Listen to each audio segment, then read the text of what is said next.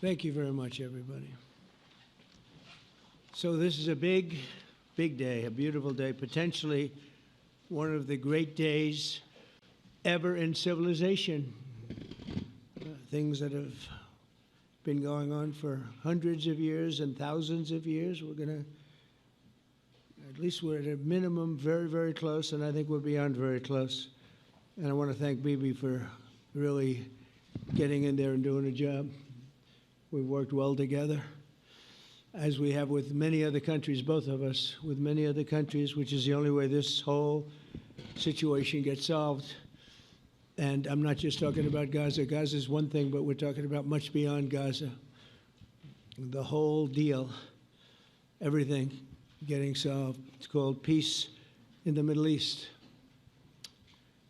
So today is a historic day for peace, and Prime Minister Netanyahu and I have just concluded an important meeting on many vital issues, including Iran, trade, the expansion of the Abraham Accords, and most importantly, we discussed how to end the war in Gaza, but it's just a part of the bigger picture, which is peace in the Middle East, and let's call it eternal peace in the Middle East.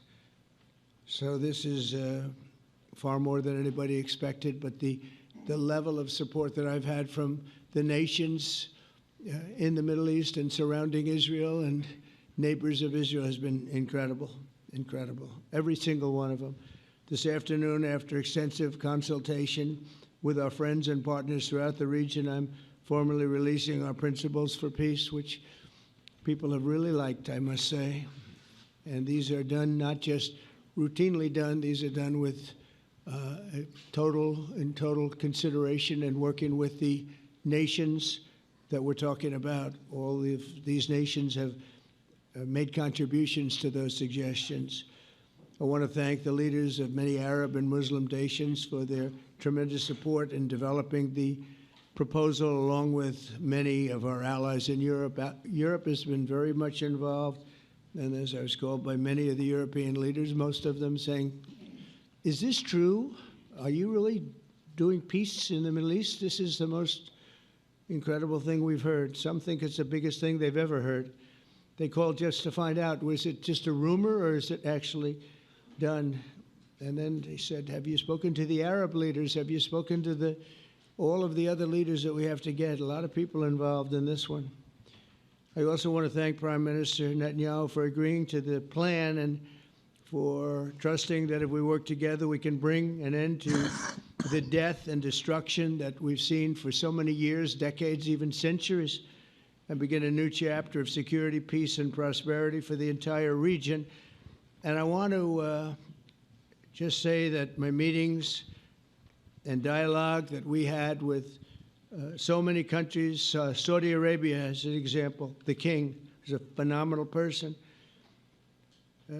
The Emir of Qatar, he's incredible people. UAE, and that's MBZ and ABZ. We're totally involved. These are the people that we've been dealing with and who've been actually very much involved in this negotiation, giving us ideas, things they can live with, things they can't live with. Pretty complex. I mean, after 2,000, 3,000 years, whatever it is, I guess it's got to be a little complex, or it would have been done a long time ago. The King of Jordan was with us, as you know, in the United Nations. The President of Turkey, President Erdogan, is a friend of mine, a strong man, but a good man. President of Indonesia, somebody who's an amazing leader, Prabowo. He is an amazing leader and respected by everybody.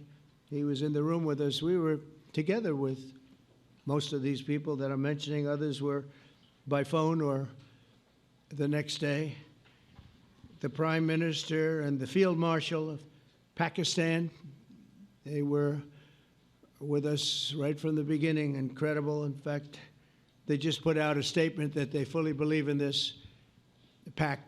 It just came out just as I was walking around. They said, sir, you have a big notice from the Prime Minister of Pakistan and from the Field Marshal that they back this 100%. President El-Sisi of Egypt, who's terrific. And these are people I've gotten to know over the years. I mean, I would say it started around 2015 and then went into 2016 when the presidency officially began. But I've known him actually for a long time, and they're in many cases really great men. I can't say in all cases, but I will tell you in many cases they're great men and some great women too. They tend to be mostly men, however, I will say that. But if accepted by Hamas, this proposal calls for the release of all remaining hostages immediately, but in no case more than 72 hours. So the hostages are coming back, and I hate even saying this from the standpoint, doesn't sound right, but it is so important to the parents. The bodies of the young men, I believe in almost all cases, the young men are coming back immediately. I met with parents. The parents felt as strongly about getting the body of their dead boy back as they did as though the boy were alive and well. It's so important to them. And it means the immediate end to the war itself, not just Gaza. It's the war itself. Under the plan, Arab and Muslim countries have committed, and in writing in many cases, but I actually would take their word for it. The people I mentioned, I'd take their word for it, to demilitarize Gaza, and that's quickly. Decommission the military capabilities of Hamas and all other terror organizations. Do that immediately. And we're relying on the countries that I named and others to deal with Hamas. And I'm hearing that Hamas wants to get this done too, and that's a good thing. And destroy all terror infrastructure, including the tunnels, weapons, production facilities. They have a lot of production facilities that we're destroying. They'll also help train local police forces in the areas that we're discussing right now, in particular in and around Gaza, working with the new transitional authority in Gaza. All parties will agree on a timeline for Israeli forces to withdraw in phases. They'll be withdrawing in phases. No more shooting, hopefully. As progress is made toward achieving these goals, Arab and Muslim nations need to be allowed the chance to fulfill these commitments of dealing with Hamas. They have to deal with them because they were the one group that we have not dealt with. I haven't dealt with them. But the Arab countries are going to, and Muslim countries are going to be dealing with Hamas, and I believe they've already been there. I think they probably have an understanding, and they haven't maybe mentioned that, but I would imagine they do, otherwise they wouldn't have gone as far as they've gone. If they're unable to do so, then Israel would have the absolute right and actually our full backing, the U.S. full backing. Marco's here, and a lot of our leaders are here, our great Vice President, Susie Wiles, Steve Witkoff, Jared Kushner. They've been so involved in this process. I don't think anybody else could have done it or even come close, but it's we're right there. We're right there. First time in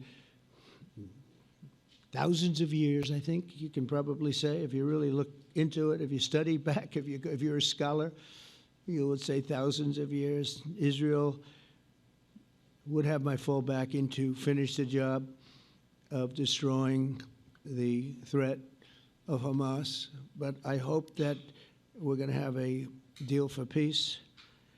And if Hamas rejects the deal, which is always possible, they're the only one left. Everyone else has accepted it.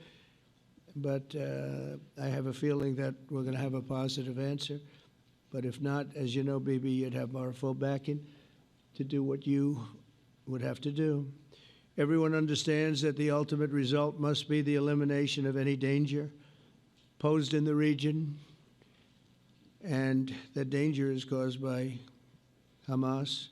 The tyranny of terror has to end, and this is, again, something that we're looking for. This is eternity. This is for forever. To ensure the success of this effort, my plan calls for the creation of a new international oversight body, the Board of Peace, we call it, the Board of Peace, sort of a beautiful name, the Board of Peace, which will be headed, not at my request, believe me, I'm very busy, but we have to make sure this works. The leaders of the Arab world and Israel and everybody involved asked me to do this, so it would be headed by a gentleman known as President Donald J. Trump of the United States. That's what I want, is some extra work to do, but it's so important that I'm willing to do it, and we'll do it right, and we're going to put leaders from other countries on, and leaders that are very distinguished leaders, and we'll have a board, and one of the people that wants to be on the board is the UK former Prime Minister, Tony Blair, good man, very good man, and some others, and they'll be named over the next few days, and it'll be quite the board. Working, everybody wants to be on it now. I don't know if that had anything to do. They named me and everybody else wanted to be on it. I guess they figure, well, he's a soft touch. He'll be easy to deal with. Working with the World Bank and others, it will be responsible for recruiting and training a new government that will be made up of Palestinians along with highly qualified experts from all around the world.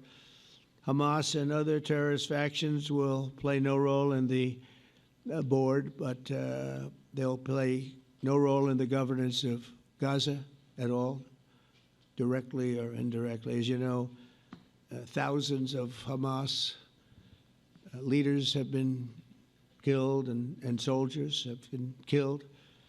And we can never forget October 7th, but thousands have paid the price for that. And now it's time to get our hostages back and get back to trying to build something that's really great and very important. In our meeting today, Prime Minister Netanyahu was very clear about his opposition to a Palestinian state. And he continuously mentions October 7th, and I understand that. Most people do. And I understand and respect his position on many things, but what he's doing today is so good for Israel. I noticed that they have large crowds gathering in Israel all the time, and they have my name up. They like me for whatever reason, maybe I don't know, but they do like me. But they say two things: please get the hostages back, and please end the war. They've had it.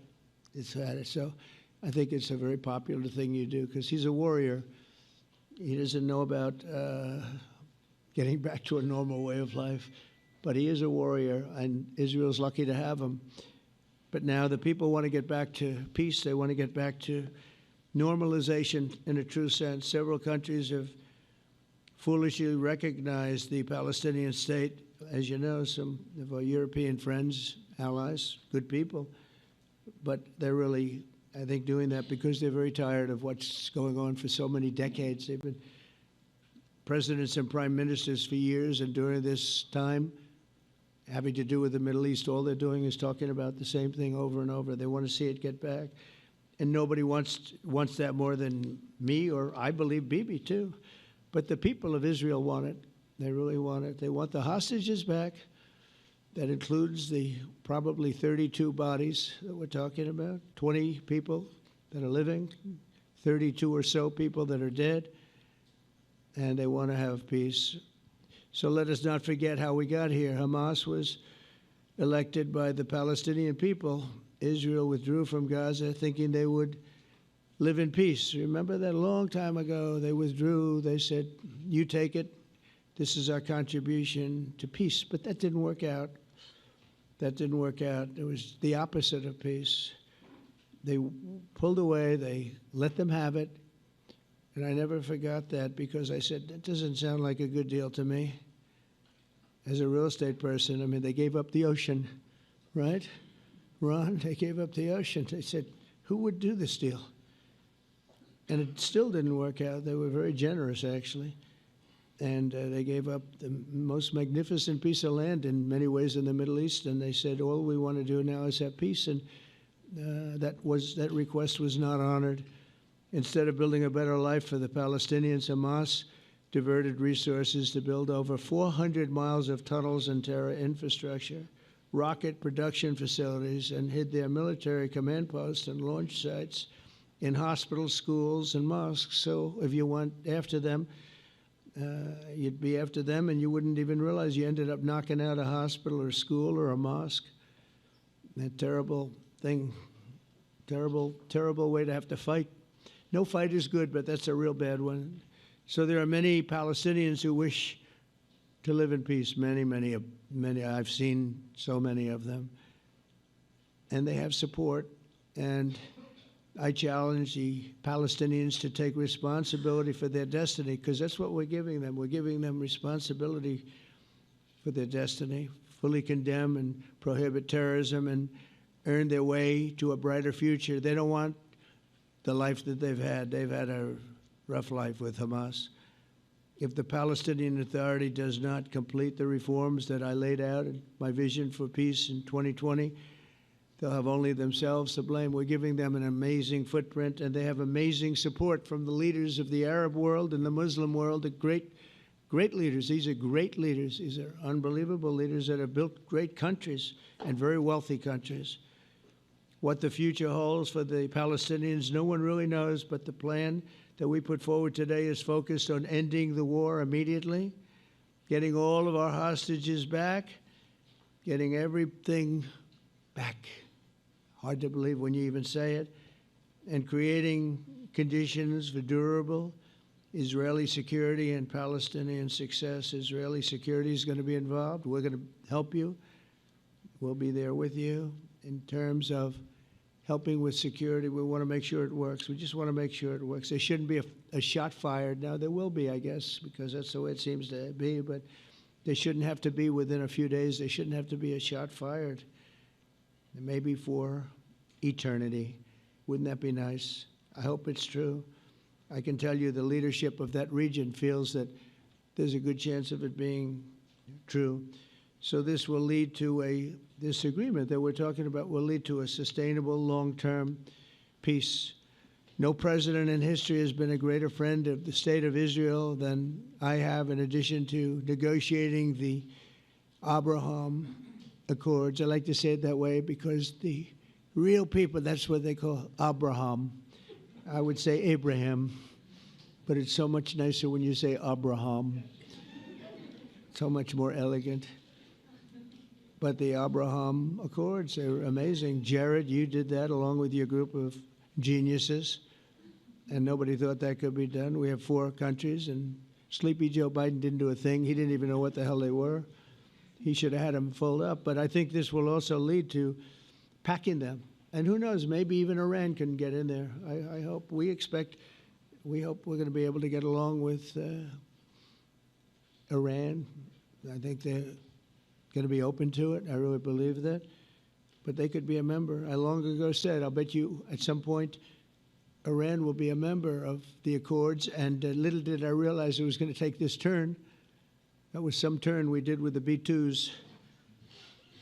But I think they might very well be there because it's a great thing for them economically. I recognize the eternal capital of Israel.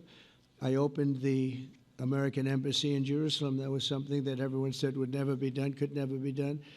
Virtually every president for many, many years, for decades, would campaign on making Jerusalem the capital of Israel. They campaigned on it over and over. Is that right, Steve? Is that right? Everyone, and when they got to it, and I understand why now, because it was so, when I got to office, I campaigned on it too. I said, we're going to make it, and then I'd get calls from the leaders of various countries saying, please don't do it, please don't do it. It'll end the whole world, please don't do it. And finally, I just didn't say anything, and I did it. People were calling me before I did it because they heard I was going to do it, and leaders of countries were calling me, and I think it was on a Thursday that I did it, and they'd call me Monday, Tuesday, Wednesday, 3-4 times a day, and I said, tell them I'll call them back on Friday. And I announced it on Thursday, and I called them back, the biggest people in the world, and they said, you've done it. I said, done what?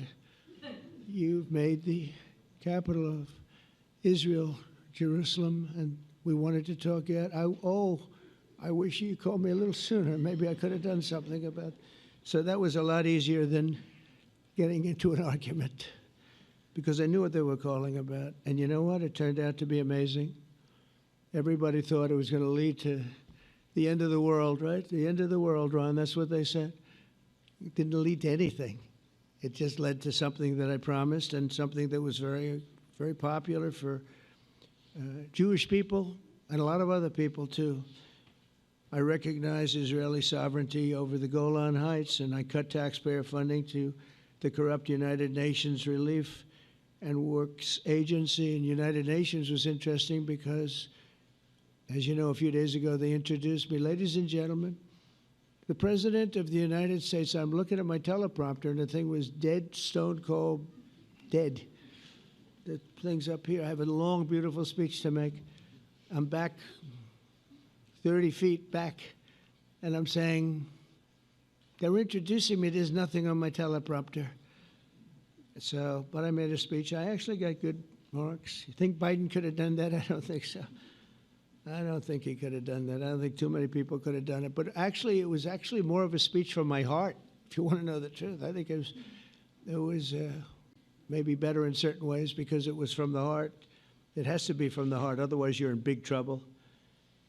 But I cut taxpayer funding for that very corrupt United Nations Relief and Works Agency, and nobody thought that would be done, and withdrew from the horrible Iran nuclear deal that was imposed upon Israel by Barack Hussein Obama and Biden. And I don't think Biden knew anything about it, though. I don't think he knows anything about it now, actually, if you ask him. He'd say, what is that? And we obliterated Iran's nuclear enrichment capacity, making it impossible for them to have a nuclear weapon, which they would have had probably in about 2 months from that.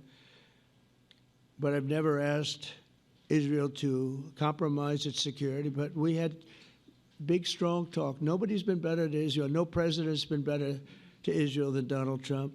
But we had a long, strong talk, Bibi and I, and he understands it's time. It's time. History has shown. And the people of Israel want it.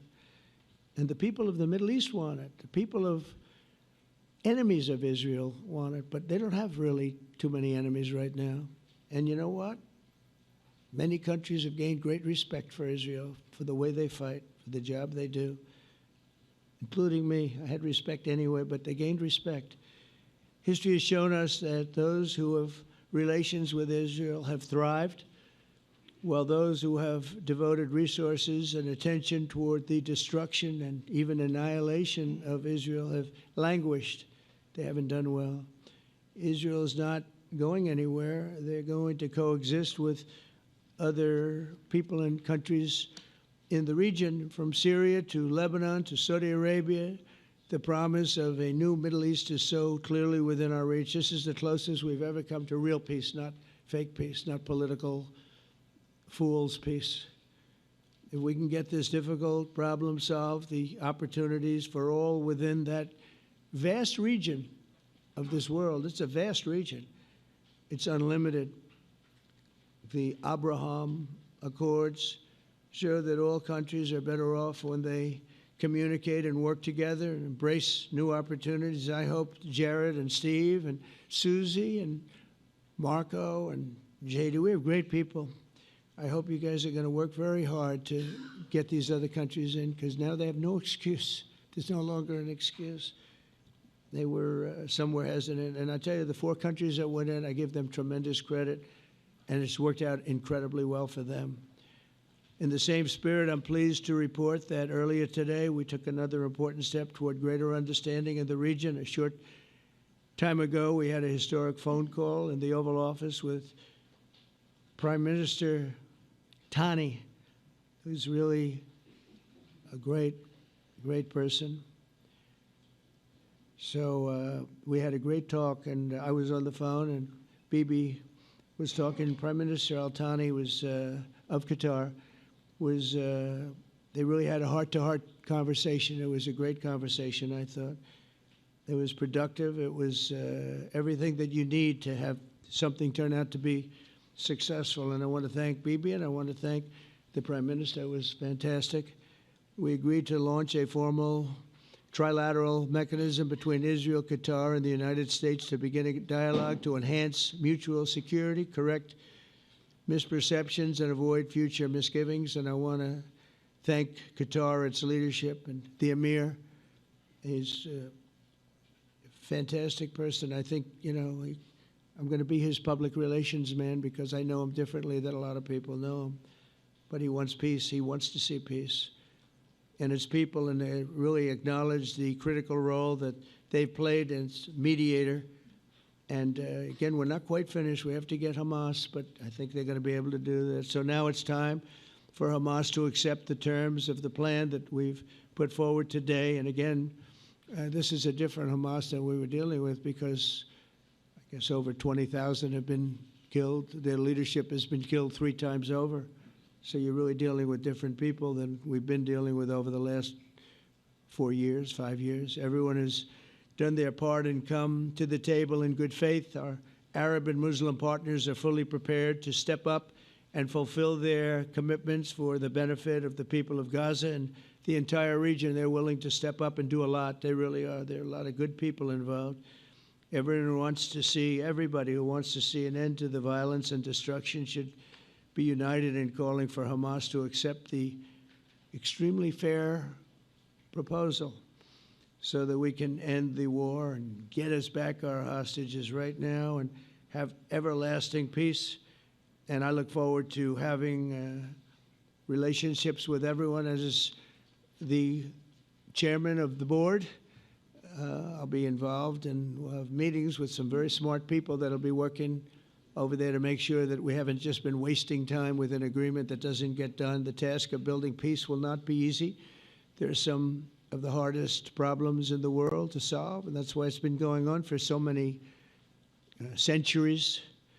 But too many lives are at stake not to try, and this was more than a try. I mean, I think this is something that gets done when you have virtually every country, and these are powerful, powerful countries that have a lot of money, and the money can make things happen. A lot of countries try, and they don't have any money. These are very rich countries that can make things happen. So together we'll forge a much safer and more hopeful future for everybody, including Israel. And I want to thank Prime Minister Netanyahu for his partnership. And I want to thank all of the leaders, the kings and the emirs and the presidents and prime ministers, people I mentioned. And they've been absolutely fantastic to work with. And it's just happened very quickly. It's happened from a couple of weeks before I had a couple of meetings, but a couple of weeks before we went to the United Nations, and we had some incredible meetings. It all came to place. It all took place, and everybody wanted to be a part of it. I don't have anybody that's saying we don't want anything to do with it. It's just the opposite. And I'll tell you, a couple of years ago, a year ago, I don't think we would have had this kind of participation, Mr. VP, right? I don't think we would have had. It's been amazing. The participation was 100%. Everybody wants to be a part of it. And everybody, those very strong countries, everybody wants it to work. So, Bibi, congratulations on this. I think this will be your crowning achievement, frankly. If this all works out, we think it will. It's going to be your crowning achievement. And I want to thank you very much for being here. Thank you. Please. Thank you. Thank you. Mr. President, first I want to thank you for graciously hosting me once again in the White House. And second, I want to thank you for your friendship and for your leadership. From Jerusalem to Tehran, from the Golan Heights to Gaza, you've proven time and again what I've said many times. You are the greatest friend that Israel has ever had in the White House. And Mr. President, you and I both know it's not even close. While you focus at home on making America great again, your leadership abroad is changing the world for the better, ending wars and advancing peace.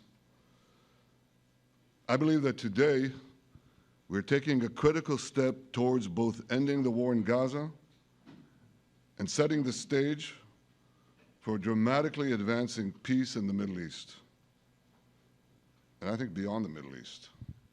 in very important Muslim countries.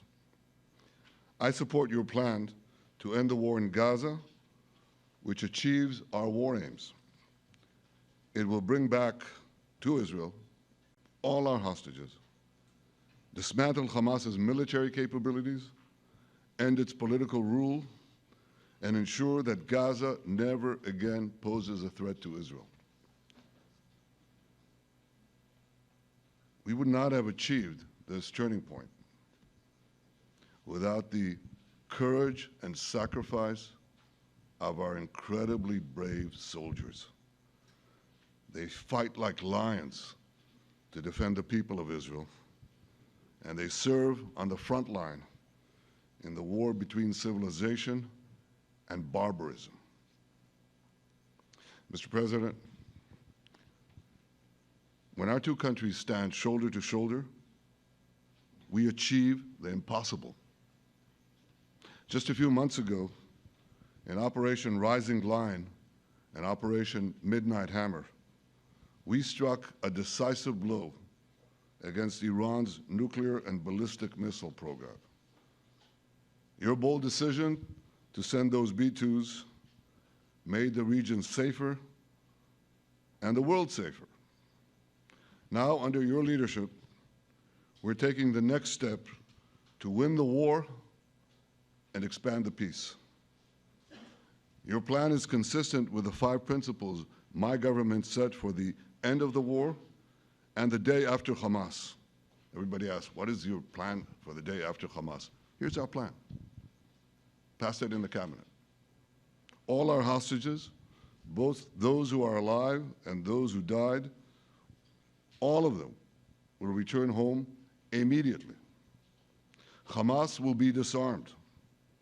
Gaza will be demilitarized. Israel will retain security responsibility, including a security perimeter for the foreseeable future. And lastly, Gaza will have a peaceful civilian administration that is run neither by Hamas nor by the Palestinian Authority. If Hamas agrees to your plan, Mr. President, the first step will be a modest withdrawal, followed by the release of all our hostages within 72 hours. The next step will be the establishment of an international body charged with fully disarming Hamas and demilitarizing Gaza. I appreciate your willingness to lead the body, Mr. President. I really appreciate it because you have a lot of things to do, and this is important. And it reflects the confidence that this will give everyone, that things will be followed up on all the commitments made. The fact that you're taking this on, I think, helps a lot to make sure that everything flows in the direction that we want. Now, if this international body succeeds, we will have permanently ended the war. Israel will conduct further withdrawals linked to the extent of disarmament and demilitarization, but will remain in the security perimeter for the foreseeable future. I think we should understand that we're giving everybody a chance to have this done peacefully, something that will achieve all our war objectives without any further bloodshed. But if Hamas rejects your plan, Mr. President, or if they supposedly accept it and then basically do everything to counter it, then Israel will finish the job by itself. This can be done the easy way, or it can be done the hard way, but it will be done. We prefer the easy way, but it has to be done. All these goals must be achieved because we didn't fight this horrible fight, sacrifice the finest of our young men to have Hamas stay in Gaza and threaten us again and again and again with these horrific massacres. Mr. President, I was encouraged by your clear statement at the UN against the recognition of a Palestinian state. That would be an outcome that, after October 7th, would reward terrorism, undermine security, and endanger Israel's very existence. As for the Palestinian Authority, I appreciate your firm position that the PA can have no role whatsoever in Gaza without undergoing a radical and genuine transformation.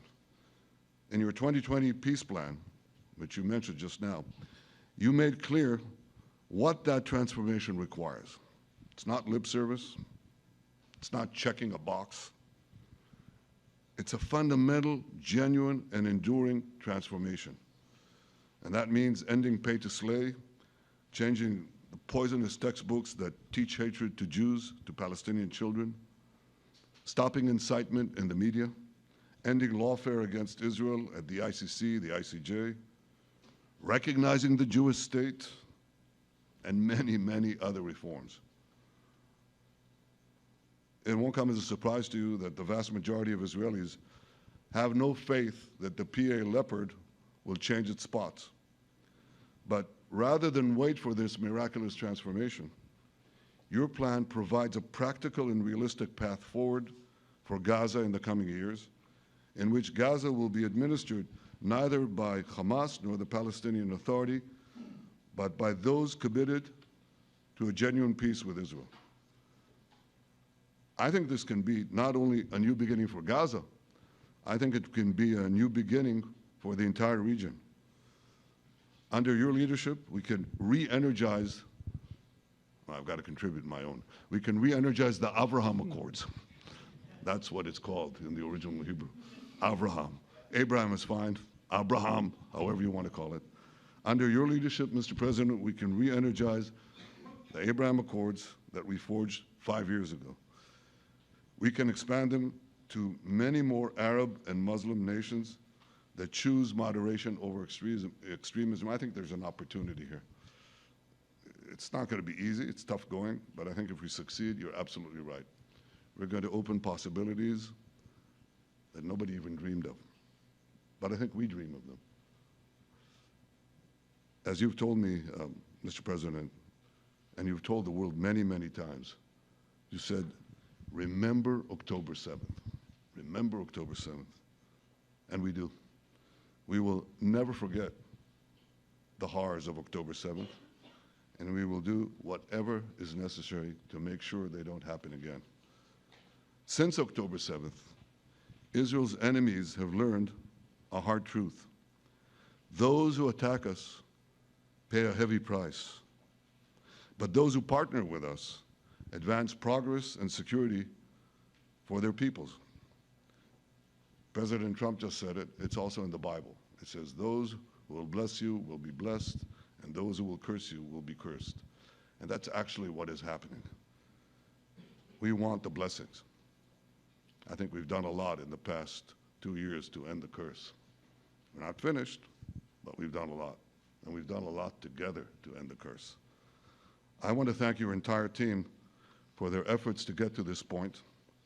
I especially want to thank Steve Witkoff and Jared Kushner for their indefatigable work to bring Israel and Arab states in the region closer together. I am deeply grateful to both of them for their work. We had a phone call today just to make it clear. I said to the Prime Minister of Qatar, Israel was targeting terrorists, wasn't targeting Qatar. And of course, we regretted the loss of the Qatari citizen. It wasn't our target. And I very much appreciate President Trump's proposal to have a trilateral body, the United States, Israel, and Qatar, to work out respective grievances. There are quite a few. But if we could try to mitigate them or put it on a different footing, I think that'll be good for everyone. Above all the people, the fine team, and many helpers who've done this, I want to thank you, Mr. President. History has already shown that under your leadership, Israel and America can change the face of the Middle East. And today I'm hopeful that your plan to end the war in Gaza will do so again and do so soon.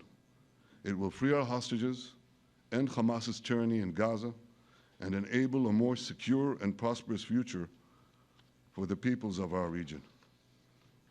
Thank you, Mr. President. May God bless America. May God bless Israel. May God bless the indispensable alliance between our countries. And may I add, in Hebrew, G'mar Chatima Tova, may we all be inscribed in the book of life. Thank you. Thank you very much, Bibi. So I think while we wait for these documents to be signed and get everybody in line, I think it maybe is not really appropriate to take questions. I'm meeting with, as you know, a couple of Democrats in a little while about the country, about keeping our country open. They're going to have to do some things because their ideas are not very good ones. They're very bad for our country. So we'll see how that works out. But this is something that was really historic today. This was something that was amazing. I think, Bibi, I mean, depending on you, I think while we're waiting for signatures and waiting for approvals from a lot of different countries that are involved in this, we probably shouldn't take questions? Or would you like to take a question or two from perhaps a friendly Israeli reporter, if there's such a thing? That's a very, very tough proposition. But I would think, Mr. President, that I would go by your instinct that this is, we'll have enough time for questions. Let's settle the issue first, I think. No, Thank you very much, everybody.